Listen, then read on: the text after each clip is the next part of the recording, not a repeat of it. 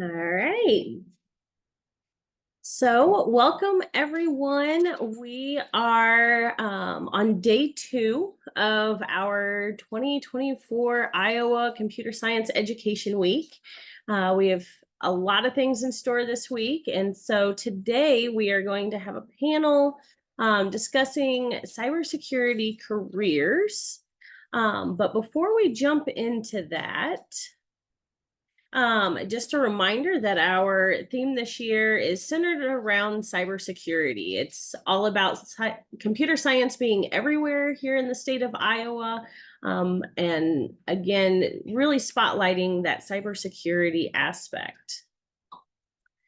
A quick shout out to all of those that have helped make this possible this year. We have lots of people who have been working in the background and lots of organizations that have donated time and materials to make this week possible for all of our educators and parents and youth here in the state of Iowa. So if you see someone from one of these organizations, definitely give them a shout out and tell them thank you for all the work that's being done. So today we are on day two. We have a wonderful panel lined up talking about cybersecurity careers, but we also have some other remaining events this week. Check out our website, iowacsedweek.org, for recordings from previous panels. Once this one is all done, we will get it uploaded as well. But there's lots of resources on there for everyone, everything from computer science lesson plans to activities to registration links for all of our upcoming events as well. Tomorrow we will have another panel. It will go nicely with this panel because tomorrow we're going to be talking about the pathways to getting into those computer science careers, specifically cybersecurity. And so that will also be at 11 o'clock tomorrow. And then on Thursday evening, if you're around, join us either virtually or we have a number of host locations throughout the state for our Iowa Computer Science Family Night. We will have 3 different activities that we will be putting on, and you can engage with others throughout the state, either virtually or in person. So all of the information about that is also on our website. And then Friday, we wrap the week up with the Nutcracker Ballet plus STEM. Again, this is another event that you can join virtually, or you can join in person if you're in the Ames, Iowa area, but lots of activities that not only go along with STEM, but also computer science and how they relate to putting on a production of a ballet. So really integrating the arts into computer science as well. So again, all of that information can be found at our website, iowacsedweek.org. And with that, we are going to jump into our panel discussion here this morning. And we have 4 wonderful panelists who have joined us. I am going to let them introduce themselves here in just a second. But first, I just want to say from all of us working behind the scenes, thank you to all of our panelists for joining us. I know this is a busy time of the year when Computer Science Education Week occurs. So thank you. And with that, I am going to stop sharing so everybody can see your wonderful faces. I am just going to let you guys introduce yourselves. I'm going to just call off names as I see them on my screen. So, Brianna, I have you first. If you want to introduce yourself and just tell us a little bit about what you do. Sure. Thank you for inviting me. My name is Brianna Hoffman. I am a senior software engineer at Trimble. And Trimble is a company that makes software to optimize a number of different industries like construction and specifically transportation is the field that I work in, trucking. And so you might be wondering if I'm a software engineer, why am I here? And it's because I also have a certification in information security. I have a CISSP, which I got at a previous job at Motorola.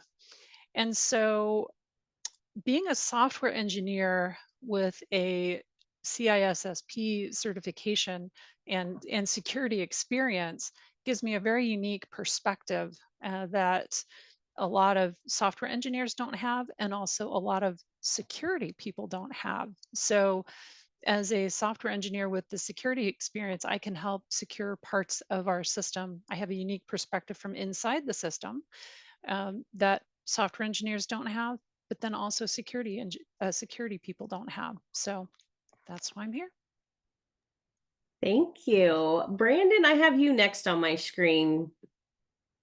Right. Outstanding. Thank you for inviting me. So my name is Brandon Blankenship. I'm the Chief Information Security Officer at ProCircular, which is a cybersecurity firm here in Iowa. And so my general job roles, well, I have two job roles in general. One is the internal security program. So I'm accountable for risk management, the alerting and monitoring, that type of thing for our internal security program. But also I'm accountable for our governance, risk, and compliance teams, which help other organizations build their security programs. So that can be through incident response planning, tabletop exercises, risk management, business impact analysis, disaster recovery planning, any and everything underneath governance, risk, and compliance. So yes, that's my current role. Wonderful. Ricky, would you like to go next? Sure thing. Hi, everyone. My name is Rick. My name is Ricky Banda. I'm a cloud security response manager for Google, specifically for Google Cloud. My role is to mitigate any sort of major threat to Google Cloud. That means fixing, patching vulnerabilities, responding to cyber threats, running investigations, all types of work like that. My background is in digital forensics and incident response. I've worked for military, government entities, former private entities, and have been working at Google for a couple of years now. Great. Thank you, Ricky. And then last but not least, Megan. Yeah, good morning, everyone. Happy to be here. My name is Megan Sote. My current role is Director of Cybersecurity at HBS, which is Heartland Business Systems. We are a technology firm that we have an office here in West Des Moines. Our headquarters is actually up in Wisconsin, but we serve kind of the technology needs across the landscape there. And the specific team that I work with is our cybersecurity department here. So I oversee kind of three different groups. We have our GRC team, governance, risk, and compliance, where Brandon lives in that world. We have incident response and pen testing team, and then also a security operations center. So been in the cyber world for a little over 10 years now. So excited to talk with everyone today and hopefully share some insights. Great. Thank you all again for being here. So our next question I'm going to pose to all of you is, and we can go in that same order that we just went in, is if you could tell us a little bit about your journey, if you will, into what led you into that career. Because I know from doing career-oriented panel discussions in the past, no one journey is the same, and so I think it's always interesting for our youth to hear that there's not necessarily a direct path that perhaps led you to your career. So Brianna, if you want to start us off again. Yes. So I never planned to get into cybersecurity. But while I was working at Motorola, I was a software engineer, a lead software engineer at Motorola, developing wide area radio systems. And I was specifically working on the call centers, the like the brains of the system. And while I was doing that, that's when cybersecurity started to become important. And I was specifically doing operating system work on an operating system called Solaris, which, if you've heard of Linux or Unix, Solaris is basically a variant of Unix. Um, and so I really got in at the very beginning of security, of starting to think about security for these wide area systems. And I became the architect for all of the servers for the security for all of the servers that were running Solaris. And so I did that for a number of years. It was about 5 years. So it was never really a plan to get into it. It just, it was something that came up and it was interesting. And so I really just followed my nose and fell into it. And I was really glad that I did. And so that's it for me.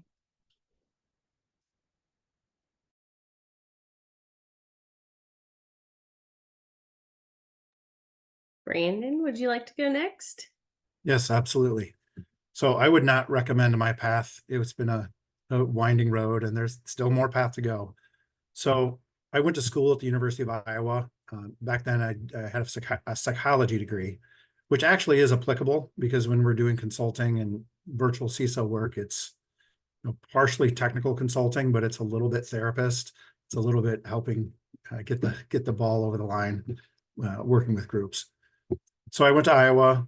I was in the Marine Corps. I was in the Marine Corps infantry and had a deployment, which has nothing to do with cybersecurity, but there's some leadership principles there and working in teams and that type of thing. Then I went back to school for software development. And so I did a while working in various companies, banks, doing some development. I worked at GE Capital, and then I worked at Wells Fargo. And I think everybody has to work at Wells Fargo at some point in their life. I feel like 80% of people have worked there. And so my job there, was writing automations that made life easier. So it was a little bit, GE was big into Six Sigma, lean process improvement, trying to reduce defects, trying to reduce cycle time, that type of thing. So that got my mind in sort of a security mindset. Because if you have an incident, that reduces cycle time, downtime's bad. So I did that for a while, and that was good. However, when we went to Wells Fargo, we got purchased by Wells Fargo. They broke the company up and sold it off to various places, Bank of Montreal and Goldman Sachs and various places. So when that happened, my job role started decreasing. So instead of doing, Java and C and the stuff I wanted to do, I started getting relegated to just doing PL SQL and VBA. And I thought, wait, am I just going to write macros for the rest of my life? So, and not that there's anything wrong with VBA. I'm not bashing that. It's just, it wasn't what I wanted to do. So at that point, I started doing capture the flag events. I became interested in cybersecurity because a lot of the things I was finding while we're refactoring old code was, hard-coded passwords, not using best practices with stored procedures and that type of thing, not reusing libraries that we had decided were good. And so that was sort of I'm glad Brianna talked about being a software engineer, because that's sort of the base level and heart of a lot of security issues. So I started tiptoeing through that. I had to work with middleware teams and server teams. GE was a huge company. So I was working with a lot of different teams to get, I learned change management. I learned change management very well there, and data governance. So I started being more interested in cybersecurity at that point, and I started picking up some certifications, and I went to some competitions, some capture the flag competitions, which I'd encourage people to do. I would finish top third, and I thought I'm an elite hacker. I'm great. And then I started getting around, and I say that sort of self-deprecating. I started getting around people who do that professionally, and then realize it's very humbling.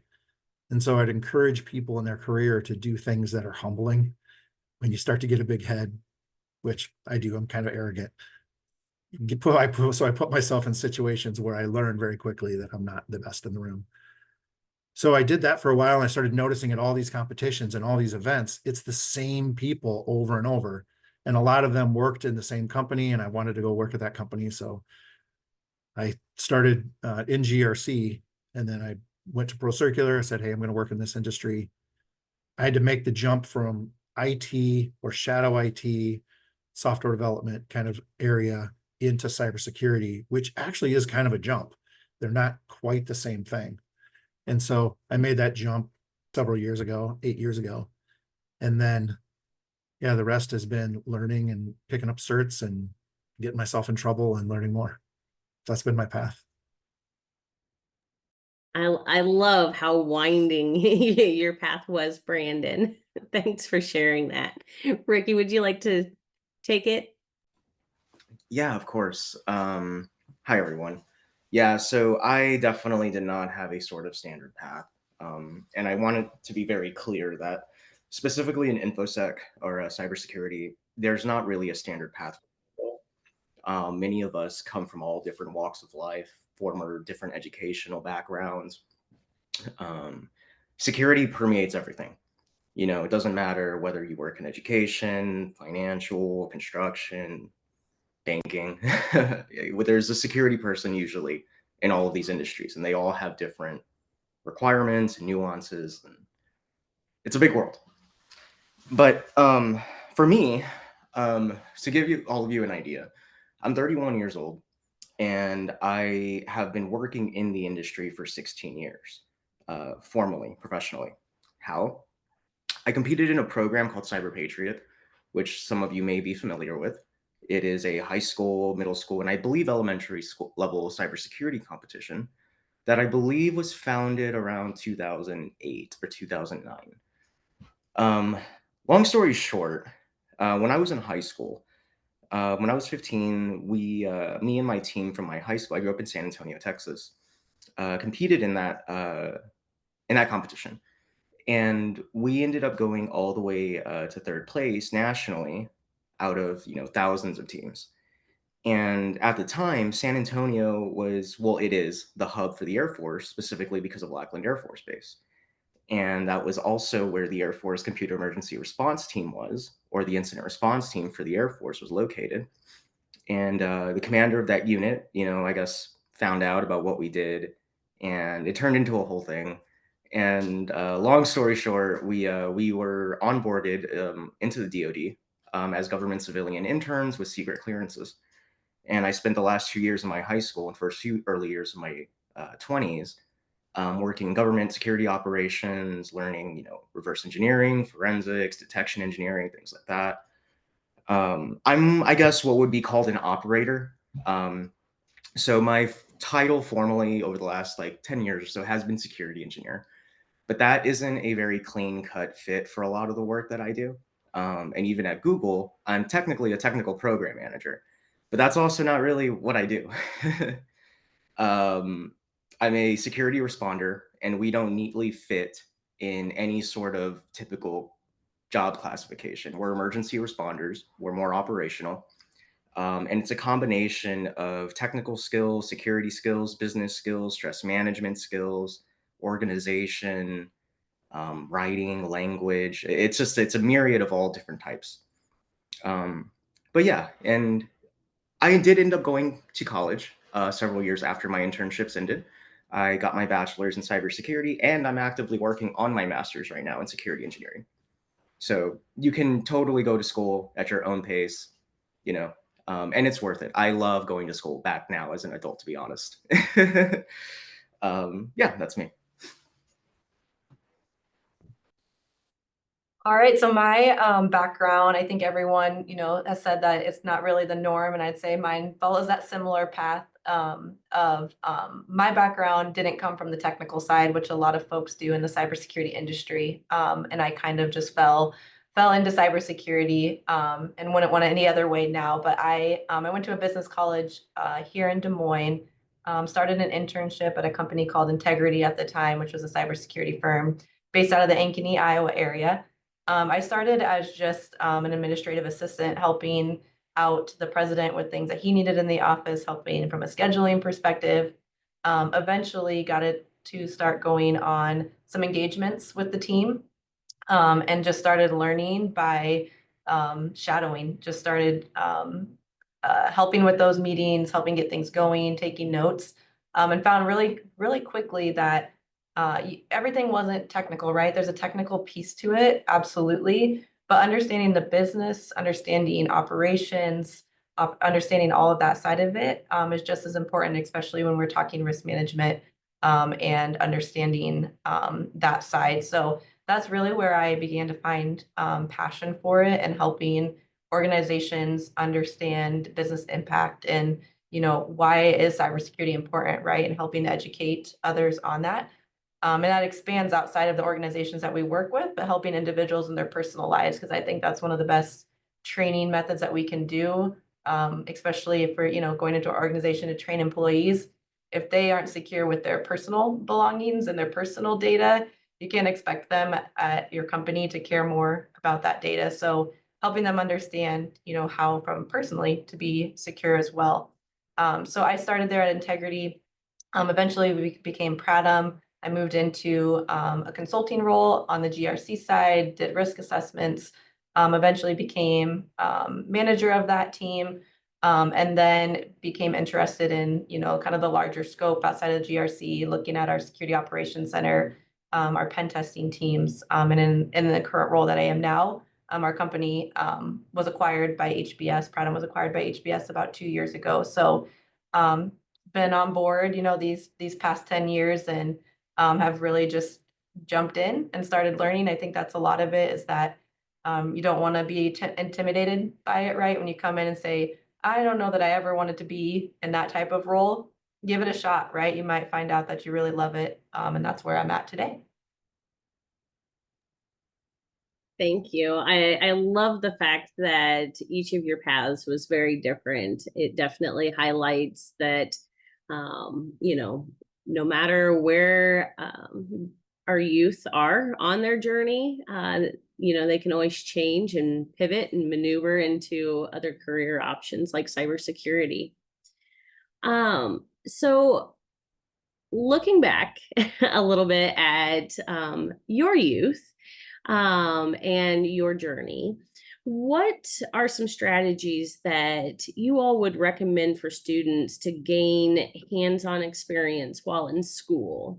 And I'm going to start this with Ricky, because I know he mentioned a program and it actually was brought up in our keynote speaker yesterday. And so, Ricky, I'm going to start with you because I think you have some thoughts on this question. Sure, yeah. So first off, what I want to preface this before I say anything else is that keep in mind that in our world, a lot of experimentation or any work that you want to do in this career field on your own, in your own lab, on your own hardware that you have authorization, permission to use, that is all okay. However, if you do not own the system and you do not have permission, that is probably the first lesson of this industry. As cool and as fun as it is to hack things and break things and take things apart, you can only do that with appropriate permission. And I mean that. I mean that from a very legal sense. And also, to just so you keep that in mind moving forward. But yeah, so I mentioned Cyber Patriots. So that's one type of competition. I believe that there are several others now for all ages. Back when I was doing it, that was the only one of its kind, and I believe there are others now. In fact, I'll be looking up, putting together a repository of resources to share, and that will include other competition and games. But so for me, when I was growing up, right, if you wanted to get on the internet, you had to figure out how to work a modem. You'd have to it was dial up. It was yeah, I don't even know how. I'm not even sure I could explain dial-up right now. But there were the internet was not as streamlined as it is today. You didn't have pretty interfaces with everything, or you couldn't just tap buttons on your phone. You had to run commands either through command line or build your own applications to interact with certain services. Or in my case, when I was a kid, I played a lot of video games on the family, computer, and I wanted to learn, how to modify those games and add in stuff that I wanted, like maps or anything else like that. And today you would normally pay for stuff like that. But back in the day, it was all, kind of created by people in a community. And that was by using tools that were shipped with these video games that the developers used to add additional content, right? So through that, I slowly learned how to write small scripts, small animations, and it turned into, oh, if I change this value in the code, my character gets unlimited health or something like that. Or And then that's just sort of kind of kept spurring and spurring and spurring to, is there a way that I can connect to the internet faster? What's a protocol? You know, how do network connections form? And that is the hacker mindset. It's hacking is cool. Like, don't get me wrong, like the actual definite, I guess like doing the hack is cool, but in our industry, it's more of a mindset, right? So like for me as a forensics or security response person, I'm not really breaking into things very much, but if I need to collect evidence from a device and I don't have passwords, well, how do I do it? Right. And then that starts becoming sort of like, again, the hacker mindset is I need to get from point A to point B efficiently, quickly, and I need to do it for X reason. Right. So you can do a lot of experimentation with the devices around you. You know, believe it or not, there are devices sitting around your homes that are transmitting data. Figure out what that data is. There are tools that allow you to do that. None of the stuff in this industry is locked behind paywalls. You will find all the knowledge you could possibly ever want out and open and free, either on the internet, libraries, or just talking security practitioners in your area. Thanks, Ricky. Would any of the other panelists like to answer this question? I have some thoughts. As students, you're going to have software projects. And one of the most important things that I think software developers can think about is security from step one. So, no matter what you're doing, no matter what program you're writing, no matter what language you're using, as you develop your project, think about how you can secure it. So there's a lot of free resources out there that will tell you if you're using Java, if you're using Python, how can you do that securely? To me, that's like the foundation, the groundwork for getting into security is how do you secure your own stuff? So even just as you're getting started, if you're not up to hacking yet, if that's not something that you have had the time to do, you're in school, think about your own stuff. Secure your own stuff first. Use that as your groundwork. That's great advice. Thank you. Megan, I see you came off of mute. Would you like to answer as well?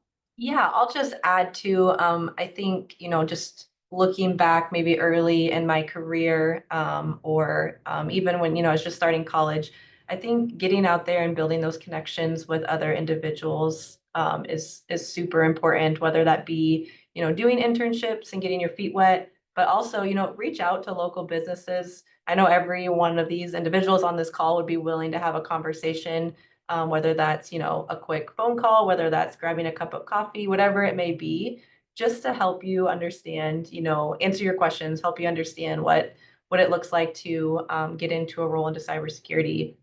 Myself, I'm happy to connect you with, specific people on our team from there, right? We may have that conversation. You say, I think I really want to be a pen tester. And I'm like, that's great, right? We have a good chunk of pen testers here that would love to talk with you about what it's like to be a pen tester, how they got where they're at. So just, take people up for meetings when they're willing to have it. And don't be afraid to ask, because in the most case, you're going to get a yes. I'd love to meet and chat with you. So just keep those relationships open. It's a small cybersecurity community, especially here in Iowa. So it feels like we all know each other in one way or another. If we don't, we know someone that knows you. So that's one of the biggest parts, is when you start getting to the point of looking for a job. If you know people, if they can vouch for your motivation and your passion and what you've been doing outside of just school or work, that just speaks volumes and can help you land a job down the road. That's great. Brandon, I see you're ready to answer. Yes. So a lot of what I'll say in my answers are an amalgamation of things other people had said. And I sort of have my own spin on it.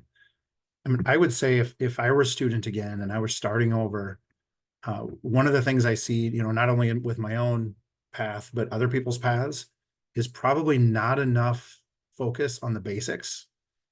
So when I think of basics, I mean, network security, help desk, those types of things, things that, how do the parts fit together?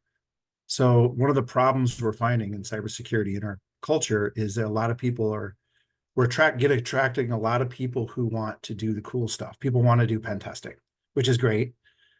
People want to do the fancy, whatever they consider fancy and cool, but then they don't really understand how ACLs work, or they don't understand how a subnet mask works. Sort of those basic concepts of how things fit together, identity and access management, how user groups work, or whatever. So I would say focus on that, do the boring stuff first, and just understand that cold, and then you can move on. Things that you could do on your own, there's Try Hack Me, Hack the Box, there's another one, so you can practice your skills, understanding basic concepts. Software development, any projects you'd want to do for your own dev projects, there are a million of them out there. And just like I want to echo, I know I'm saying, oh, whatever Brianna said, that's true. Like I want to just echo, like put an exclamation on that. Like DevSecOps, the idea of having security baked in from the beginning when you design something. I hate to say it, but it's like 8/10 of security is, web app developers or web app pen testers, when they find stuff, they're just like, this could have been avoided if we understood basic, OWASP top 10 concepts when we design them. So if we could catch it earlier, put security in earlier instead of trying to bolt it on at the end, that would be fantastic for our industry. To answer the sort of the spirit of a question for students, no shame in certifications. A lot of times people push against certs, like that's not real experience. Certs are great. You do end up learning something, whether it's, CompTIA. I like CompTIA a lot. CISSP is good, but you need experience in order to get that. But CompTIA is great. They're not expensive. You can hammer those out, and you do learn things from it. If you want to do like learning Python, that's fantastic. Scripting languages, not that hard. Arduino chips, anything nerdy like that. Download Kali Linux and understand what the buttons do. Understand what the concepts are in general. But I'll say this, I know I'm taking up a little bit of time here, I'll be quick. The biggest trait I would say is the ability to enjoy low levels of frustration, to push through things when you don't understand them. And that's kind of what I think one of my best traits is I like learning things, and I like that moment of not knowing something and fighting through it. And sometimes I'd say pen testers are the best example of that they just don't give up. And I've heard the phrase, like, don't try harder, but just try again. And that ability to just keep pushing through that frustration and not giving up when you don't understand something, because it's a whole world of not understanding things, and I've heard people call it, what do they call it? Like, what's the syndrome? I'm losing my words. The syndrome where people believe they don't, imposter syndrome, where they don't belong. And it's like, that's an okay thing to feel. Just keep learning the things. It's okay not to know something. It's just not okay to continue to not know it. That's probably what I'd get, the advice I would give to myself if I were back as a student. I love that advice. Thank you, Brandon. And so this next question is going to expand a bit on some of what each and every one of you touched on a little bit. Is that, what recommendations or suggestions do you have for students on how to effectively network with professionals in the cybersecurity industry? Are there certain tips you could provide, or even for the student who doesn't know where to begin that journey of making a connection, what suggestions and advice would you give? I'm just going to start it at the top again. Brianna, if you want to start us off. Yeah, so because we live in Iowa, there is a cybersecurity conference called CornCon, and it happens September, October of every year. It's basically open to everybody, and it is a really great opportunity to go listen to presentations. There's also vendor booths. You can go talk about security products. So I recommend going to a security conference, either CornCon or any security conference that you can find. Listen to the presentations, talk to the people around you, ask questions, go to the vendor booths, talk to the vendors. Just find people to talk to there and network. You can get a lot of really great contacts and things to follow up on. Thank you. Brandon, would you like to go next? Yes, I would say, yeah, go to every event that you possibly could go to that's a cybersecurity event. So the idea is like knowing all the faces and knowing the people and players. So I'll say CornCon again. It's a fantastic event, great for kids. There's a kids track that's fantastic. I do want to sort of humble brag too. My daughter won the capture the flag hacking competition when she was 11, like the kid version one. So CornCon is great. A lot of great talks. SEC DSM, there's a security group that meets in Des Moines called SEC DSM. They meet once a month. That's a good one to go to. The talks are good. There's another one in Cedar Rapids called SEC Midwest. So that one's good as well. There's one in Davenport, the Quad City Cyber Alliance, but they just meet at a bar. So maybe that's not a good student. That's not really, that's more of a true like adult networking thing where it's just meet at a bar. But there are a series of other ones that are, yeah, find every event you could possibly go to. Yeah, I think that would be yeah. Great. Ricky, what would your suggestions be? Yeah. No. Again, I'm a huge proponent for going to conferences, and kind of bouncing off of what others have said. This industry is almost kind of like a cottage industry in a lot of ways. No matter what state or what area you're in, there is probably some type of security meetup that is happening in your town. Um, so there were some pretty good local options that I believe were listed, by and for Iowans. There are also other conference type events that are kind of spread throughout the country from organizations like B-Sides and DEF CON, which are the huge like cybersecurity conferences that a lot of folks kind of go to every year. But in local areas, there will be like in Austin, it'll be B-Sides 512 or DEF CON 512. And that's usually just security practitioners meeting up every week, doing talks, networking, chatting with each other. So there is always something going on, and these things usually don't cost money. And it really is that easy. Just show up, ask some questions. Honestly, the biggest tip that I could probably give to anyone who's interested in exploring this stuff is if you do decide to go to one of these meetups, just get a security practitioner talking about whatever it is they're passionate about. We're all different, right? We all have different passions and focuses in this industry. And the one thing that I can say that really connects all of us together is that we all love teaching and sharing knowledge. And the reason for that is because there's no such thing, in my opinion, as being good at security. There are hundreds, if not thousands, of different types of cybersecurity. The best way I can explain it.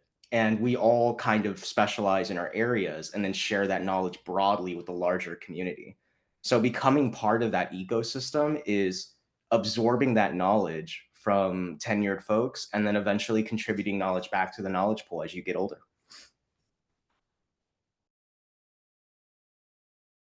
Thanks, Ricky. Megan? Yeah, I agree with all the conferences and opportunities that the group has talked about here. Secure Iowa is another conference that's usually been at Prairie Meadows the last couple of years. It's free to attend as well. It's another great opportunity to learn and network, and wherever you're going to school at, check out what programs, make sure that you're involved there. I know DMAC had some programs going on. There was a group that was doing lock picking for a while, and just getting together, ordering some pizza, right, and just talking and chatting on things that they were doing and learning. So again, I think be intentional when you go to them, right? Don't just go and say, oh, I went. Make sure that you get out of your comfort shell a little bit, talk to someone, make those connections, and then after the fact, follow up, right? See if they do want to meet. And then, they can share additional things that are going on also. So just be intentional. I think that's a big piece of it is, go into it wanting to accomplish something, wanting to learn, wanting to make connections, and then make sure you do that when you're walking away. So I want to kind of shift our conversation just a little bit into the impact your careers have on society, the world. And I would love it if you, I'm going to pose this to all of you, but is there a story or a time that you can share out where you actually had a chance to really see the true impact that your career has? I'm going to let whoever wants to start off. I know that's kind of a question you have to sit and ponder a bit. So whoever wants to take that first, absolutely can. It looks like Brianna and then maybe Brandon next. Yeah, so as you know, I said I have a little bit of a unique perspective because I'm not foremost a security professional. I'm a software engineer, but I have the security experience. And so several months ago, so I am always bringing up security issues within our system that other people don't notice and don't see. And I raised an issue to our cybersecurity team. There's a database that we use, and I raised the issue to our cybersecurity team that um, about making sure that we had multi-factor authentication on that database, and there was some work done to get everything secured. And then about 2 weeks later, there was a massive hack on that particular database, and a lot of companies' data was breached. And we were safe. We were not breached. We were not affected because there was work done just weeks ahead of time to do that securing. And so I felt really good about that. And they ended up giving me an award, which was amazing. But I had this feeling that yes, my perspective where I am in this case actually saved our customers. It saved our company. So that was a really um, important and also motivating moment for me to just feel the impact of being inside the system and looking for those security opportunities.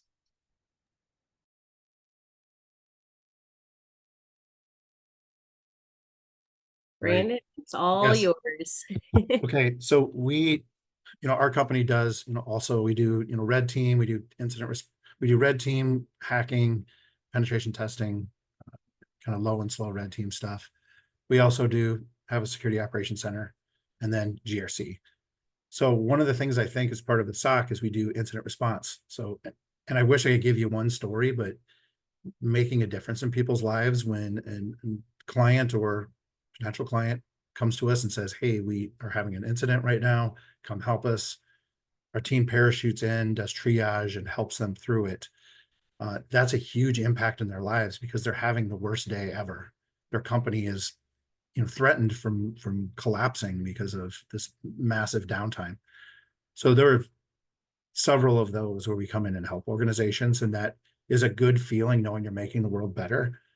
I think for GRC, and this is sort of my plug for GRC, everybody wants to do pen testing and the cool fancy stuff and the blue team. And I will say blue team is lonely too. This is kind of for Ricky, where it's like if you're doing a SOC, everybody wants to do red team because it's cool.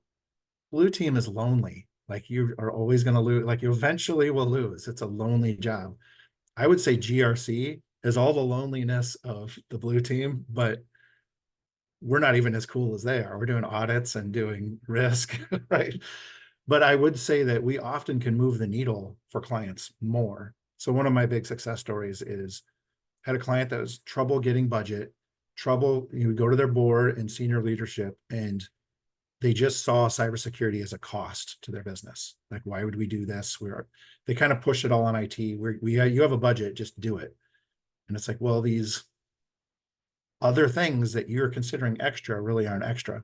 So I gave a presentation to their board, it's just a half-hour presentation on, hey, these are the risks. These are not scare tactics. This is just reality. And then at the end, they would turn to their IT director and said, if you had unlimited budget, what would be your wish list? And he was ready to go with that. And then he got what was on his wish list, and not from fear, just straight reality. And I know that's not as cool a story because it's about what didn't happen instead of what did happen. But if you can shift left and catch things way early, ounce of prevention. So I always felt really good about that one.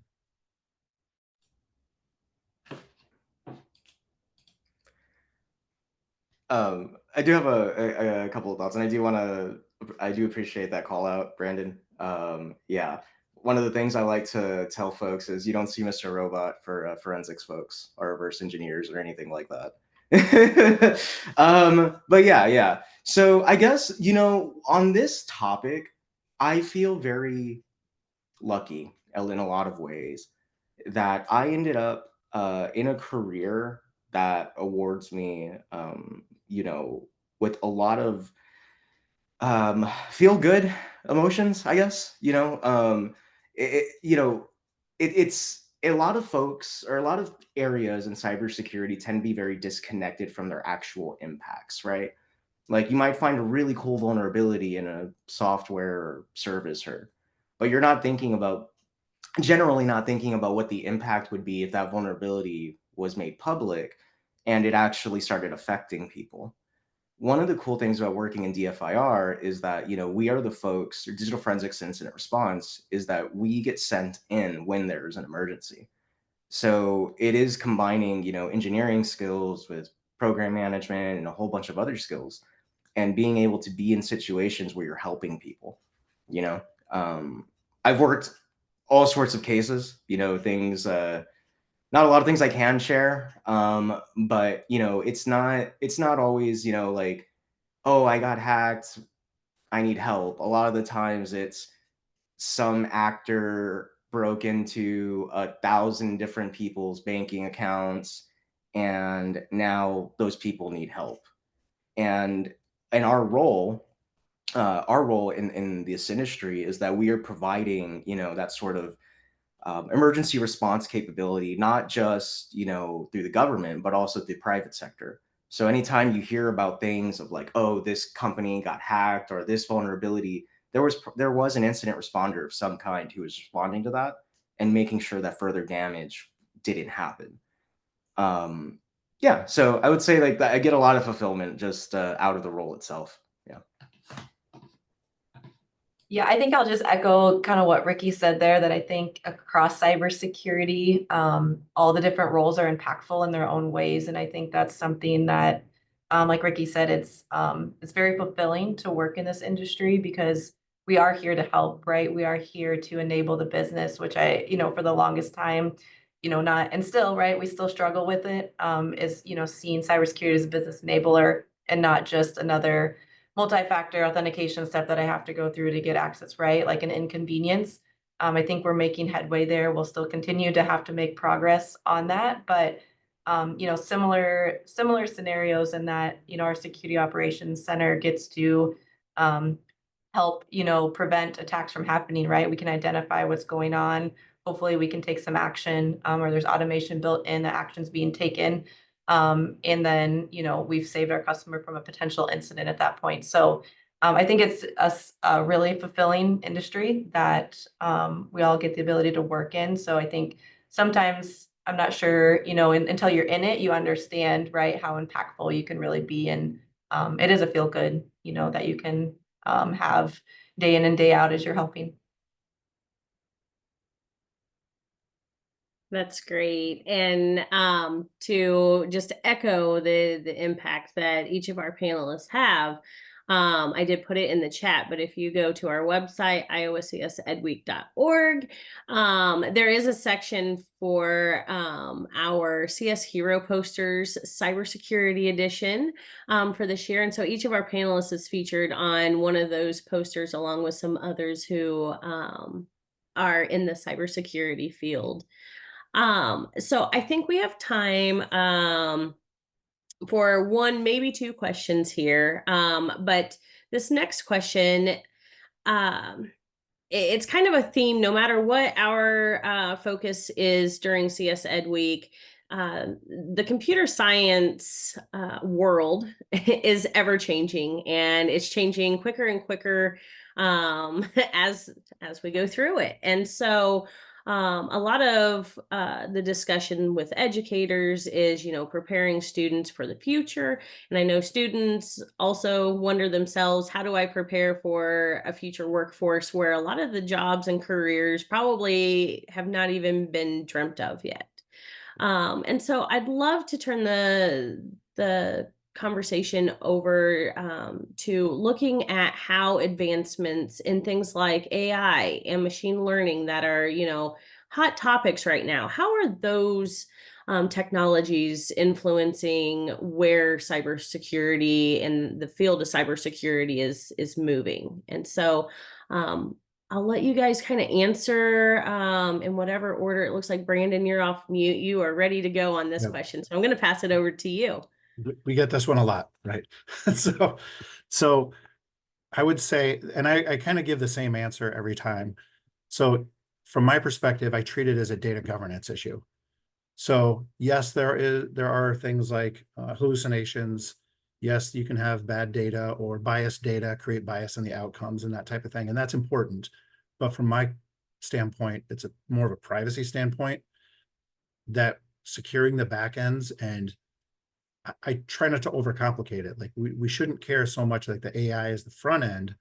What we should care about is identity and access management is even more important now than it was before. So just treating it as, where's the back end live? Do we own those back ends, or is it some repository that somebody else controls? That type of thing, which are the same questions we should have been asking ourselves 10 years ago or 20 years ago. It's, where do the back end repositories live? So that's sort of what I think of about for AI. The way it's going to change is it just makes it harder to track where your assets are, where your data assets are. And yeah, there are tools that can help with that, Varonis and other ones that can kind of scan, and Spider.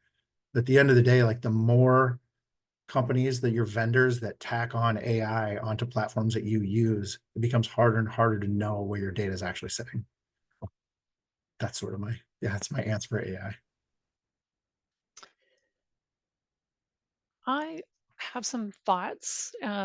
For students, especially, one of the great things that AI brings is it brings expertise to you that you might not have really had access to before. So it helps you be a cybersecurity expert, um, or have access to that expertise. So, for example, as a student, let's say that you're working with a technology. Let's say that you're working with some database, and you can actually use AI to ask, well, what kind of vulnerabilities are there for this particular database?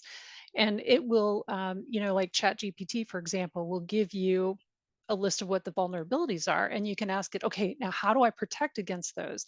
And so AI makes all of this information that has been in experts' heads and maybe in different websites, it brings it all together for you so that you, as a student, can more easily access it, and you can secure your projects, you can grow in the field more easily. So I think that's one of the biggest benefits of AI that AI brings.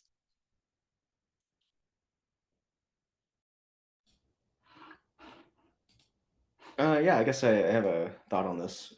So I'd like to view AI kind of similar to the way that we view smartphones, right? That's sort of my thought on it. So 10 years ago, let's say 15 years ago now, not everyone had a smartphone, you know? Um, and, the few who did, who adopted early, um, were able to access, very early features like being able to browse the internet, all sorts of applications to interact with your data, things like that. Or I feel like we're kind of at that sort of beginning point now for AI. And in the next 10, 15 years, everyone will have their own type of AI suite of tools that will be able to help them for whatever they need. It's just a tool. For at least in our world, where we have been seeing a lot of use out of AI is helping us to generate like summaries of incidents that we've worked, or help us really kind of interrogate our data by simply, pointing a large language model at a whole bunch of documents that we have and asking the LLM, hey, when did this happen or when did that happen, just as a quick reference. We still have to do a lot of manual verifications on our own, but there's a lot of it's not as big, I would say, as like maybe like a talking robot, right? But I think where you're going to see a lot of AI is going to be in small things that make your life a little bit easier. Writing a document, I don't know, maybe your preferences when you shop online, um, or just maybe even just standard things with folks with disabilities or folks who just need help in general day-to-day activities. And that's what I'm really excited for, what AI is going to be bringing in the next 5 to 10 years. Yeah, I'll just add real quick. I think those are all great points. I think when we look to use, AI, we just have to create policies, rules. It's not different, right? I think we all kind of talk there. It's not like this crazy thing that it's been made out to be. We just have to create rules, controls, policy around it. And, trust but verify, right? If you are using, AI for something, read what they've been sent back, right? Understand what it's saying and make it your own. Don't just copy and paste it and take it over. I think, there's a lot of efficiencies, a lot of positives that come with it. It's just how do we put policy around it to control it, especially in a corporate world?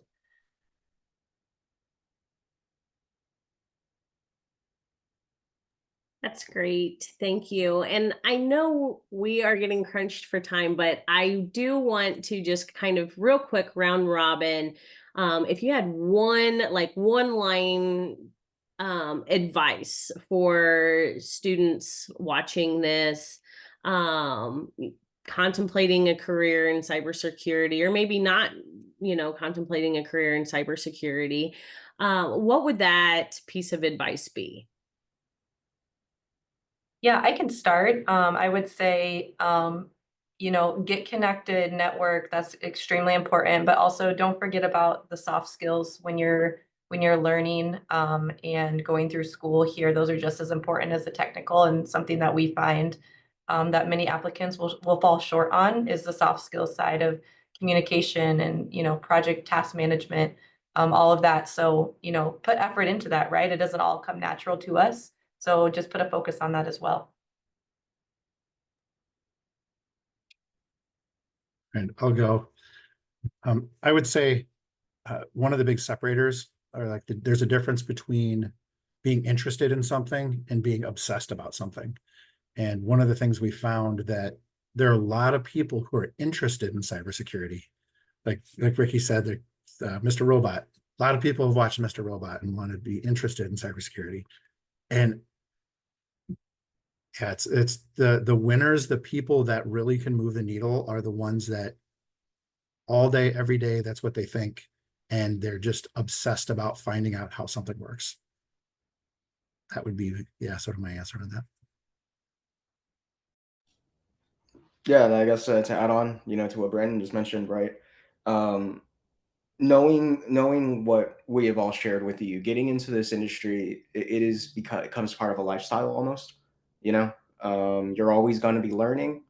You're always going to have to be learning a new technology, system, process, technique. A lot of things do stay the same, but it is an industry or career field that is always moving. There's something new to do, something new to learn every single day. And I will say, just reflecting back to when we all introduced ourselves and our backgrounds, and how a lot of us took a winding path to get where we are. I think that winding path and all the things that you learn along the way gives you more perspective than if you just start in cybersecurity and stay in cybersecurity. So I think getting a wide range of experience and projects that you work on is very beneficial, and I would recommend that for everybody. Don't just start in cybersecurity and stay there, but take the winding path. I think that wide range of experiences is very valuable. It's great advice from each and every one of you. I really appreciate your help and you sharing your experience and advice with everybody. But before we end here, I am going to put up our closing slide real quick, just to remind everybody that, again, a recording of this as well as past recordings can all be found at our website, iowacsedweek.org. Those CS Hero posters that I mentioned that feature our panelists today, along with some other cybersecurity folks, can also be found on the website, as well as registration links for our upcoming events and a plethora of resources. And so definitely take a look at everything that is there, especially we touched on artificial intelligence and machine learning a touch here at the end of this webinar, but that was our focus last year. So there's lots of resources on our website about that as well. So once again, thank you everybody for joining us, and I hope to see some familiar faces at our upcoming events the rest of this week. Bye. Thank you. Bye. Thank you.